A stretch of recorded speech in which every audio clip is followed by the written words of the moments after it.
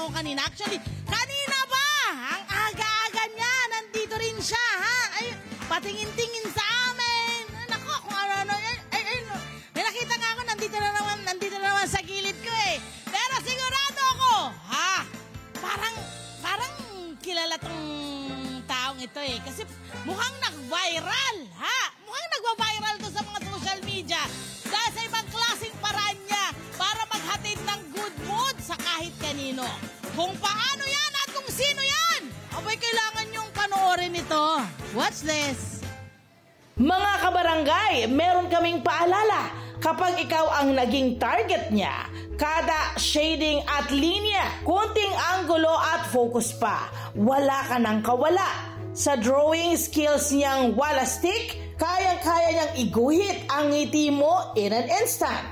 Yan si Charlie, isang artist na nag-viral sa kanyang trip. Buhayin mo ang talento mo at balang araw, talento mo naman ang bubuhay sa'yo. Mas kilalanin pa natin siya at ang kanyang husay dito sa Kwentong Kabarangay.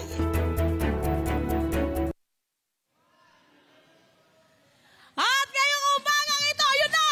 Wow! Ako yan! Ako yan! Ito na nga! Hi, Charlie! Good morning! Good morning sa'yo!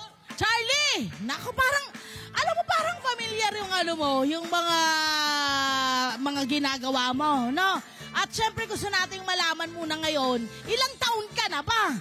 21 years old. 21! So ibig sabihin, ilang taon kang nahilig sa pagguhit? Simula po nung LM, grade 3 po ako nun. At ito ha, nandito tayo ngayon sa elementary school niya. Okay, makikita ho natin ngayon, nandito tayo sa elementary school niya. So dito ka nahasa? Dito ka ba sumali ng mga pa-contest? Ano ba yung mga sinalihan mo nung ikaw ay nag-aaral pa lang dito? Dati po, poster making po. Hinubog po ako ng mga teacher po dito sa Chaong para po magtuloy-tuloy sa larangan ng arts. Gusto kong malaman ano ang naging reaksyon. Sinuportahan ka ba ng mga magulang mo? Paano kanila sinuportahan? Opo, grabe po yung suporta sa akin. Yung mga gamit po na kailangan na di ko po mapundar, yun po, binibigay niya po sa akin. Itong yung ginawa ay parang kakaiba. Kasi yung iba, talaga nagdo-drawing lang sa mga bahay nila. Pero ikaw lumalabas. At ang ginuguhit mo ay mga taong hindi mo kilala. Bakit yun ang naisip mo? Parang ikaw yung version ng ng isang taga-Amerika. Taga-Amerika nga ba yun? Lagi siyang nasa train. Opo, si Devon Redrick. Yun, si Devon! Ay, yan na nga, yun ang gusto kong malaman. Bakit mo ito inumpisahan? Kasi po, na-inspire po ako sa mga gawa niya dun sa subway, yung sa train naman. So si Devon nga ang nag-ano sa'yo? Opo. Tapos po, trinay ko po siya gawin dito sa Pilipinas kasi po, parang unique po na wala pa pong gumagawa nun. Then, nag-start po hanggang sa nag-boom po yung lahat ng content ko. Nagtuloy-tuloy po yung... Ano ang nagiging reaksyon ng mga ginuguhit mo? Ayun po, natutuwa naman po pagka nagbibigay kasi po, kahit papano po sa maliit na bagay like drawing po, napapasayaw po sila. Kasi po yung iba pong tao kumbaga may pinagdadaanan po, ganun. At least po, na-appreciate po nila yung gawa ko. Napapasaya mo sila, napapangiti mo kasi nasusurpresa mo sila eh. Yun kasi yun. At gusto kong malaman, gaano katagal mong ginagawa yung inyong mga obra? Siyempre, hindi naman yun matagalan na magkasama kayo nung ginuguhit mo. Opo, mga 10 to 15 minutes po, ganun. Depende rin po pagka yung tao aalis po, ganun. Minamadali ko na lang po siya para po maibigay. Kumbaga, hindi po masayang effort po. Ano ang natututunan mo dito sa ginagawa mong ito ngayon? Ano yung natututunan mo sa ganyan?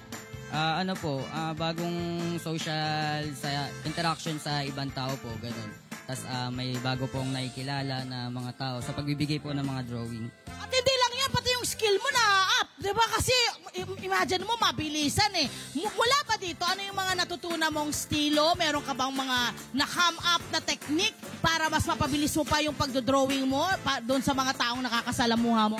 Opo. Gawa lang po ng gawa ng drawing hanggang sa, katulad po nito, dati po kasi matagal po gumawa, mga 30 minutes, 1 hour something. Nung nagtuloy-tuloy po yung pagdodrawing ko, yun po, mas bumilis po yung paggawa ko po. Eto na nga, di ba?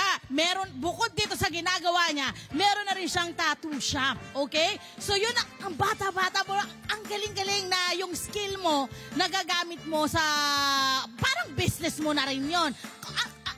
Ano ang masasabi mo sa ganon na yung skill na gagamit din na business? Naniniwala po ako sa kasabihan na buhayin mo yung talento mo at balang araw, yung talento mo bubuhay sa'yo. Kumbaga yun po yung laging tinatatak ko po sa isip ko para po gawin yung mga bagay na gusto ko. At iyan po, nakakamit ko naman po yun. So ikaw pala ang mythbuster ng sinasabi nila na, wala namang buhay dyan sa art. Oh, anong masasabi mo doon? Ay, hindi po totoo yun. Kasi po, kita nyo po, ako po ngayon, hindi naman po sa pero nakukuha ko na po yung ibang bagay na gusto ko po, na dati pinapangarap ko lang po. Ito yung gusto kong malaman din mula sa'yo kasi napakabata mo, pero ganyan na ang mindset mo. Paano ka nag-come up sa ganyang klase ng mindset na parang itong art ko, gagamitin ko para bukod sa mapasaya ko yung mga tao, mapagkakitaan ko pa? Sa tulong po ng mga kako-artist ko po na may mga experience na rin po sa... Shoutout mo sila! Sino yung mga kako-artist mo? Shoutout sa mga kako-artist ko dyan. Ayun po. Walang mga pangalan. Hindi po kasi. Marami sila. Yung mga magulang mo, paano ka sinuportahan? Ayun nga po, sinusuportahan po nila ako sa mga gamit na kailangan ko po. Na kahit po hindi po nila kaya ibigay, binibigay po nila, pinipilit. Hindi sila kinabahan nung una na parang, art. Yeah, anak, baka naman. O, ano ang naging usapan nyo? Parang, sige, tatapusin ko gagawin ko itong aking passion. Pero nag-aral, may tinapos ka ba? Ano bang naging usapan nyo? Ayun po, tuloy ko lang naman daw po yung ginagawa kasi susuportahan naman daw po nila ako. Ayun lang. Pero anong tinapos mong kurso? May tinapos ang kurso, akala nyo pa? Nag-aaral pa po. Nag-aaral ka pa? Anong pinaaral mo ngayon?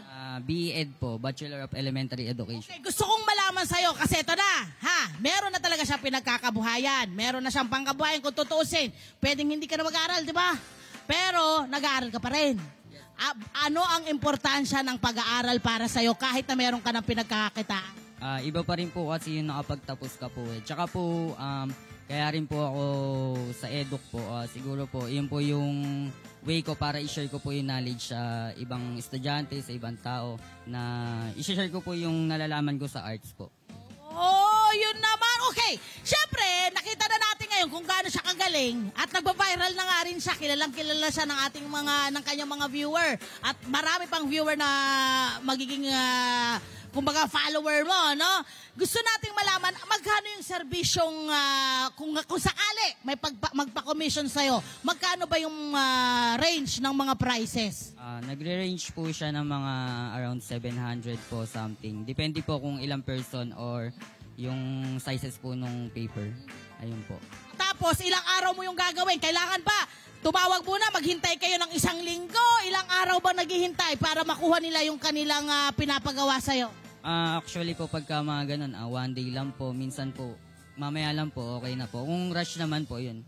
Ganun po ang ginagawa. Sino kadalasan, ako curious, sino kadalasan yung mga nagiging kliyente mo? Bata, matanda, anong mga age na karamihan? Ay mga 30, 40. Minsan po yung mga couple, binibigay po yung mga drawing for gifts po. Pati yung pamilya? Apo, yes po. Mga ganun po. Ang mura, 700. Pag may pinakamalaki, halimbawa yung inilalagay nila sa sala. Yung tipong malalaking mga frame, nilalagay sa malalaking frame. Magkano yun? Hindi pa po nakagawa pero siguro po mga around 5K or 10K something. Yan! Huwag ka muna magbigay kasi baka mamaya mahirap yon. Pero at least, ganon yun. Nag-uumpisa po ng 700. So ito na nga po ang aktanan niya naman to, ha? Ito yung opening namin kanina. Pinakita na po niya sa amin ito. Ito gaano katagal mo itong ginawa? Mga 15 minutes lang po. 15 minutes lang? Grabe ka! Ha? Grabe! Pero dahil nga, matagal na nang ginagawa. Kumbaga practice ng practice. Okay, ito naman ang gusto kong malaman din mula sa'yo. Siyempre, ano sa tingin mo ang nagagawa ng kapapractice ng kapapractice? Ayun po, na kaka-practice mo po, kumbaga sa yung quotes po naniniwala po na practice makes you better po, hindi perfect kasi nobody's perfect naman. I love that! And for me din, ang art ay kanya-kanyang pagtingin, kanya-kanyang estilo din yan. At ito ang estilo na gusto mong gawin. Meron ka pa bang naiisip na iba pang mga estilo ng art na gusto mong pasukin? Siguro po yung oil painting and realism. At naiisip mo ba na darating ang araw na makikilala ang mga gawa mo sa buong mundo? Siguro po, naniniwala po ako. Maniwala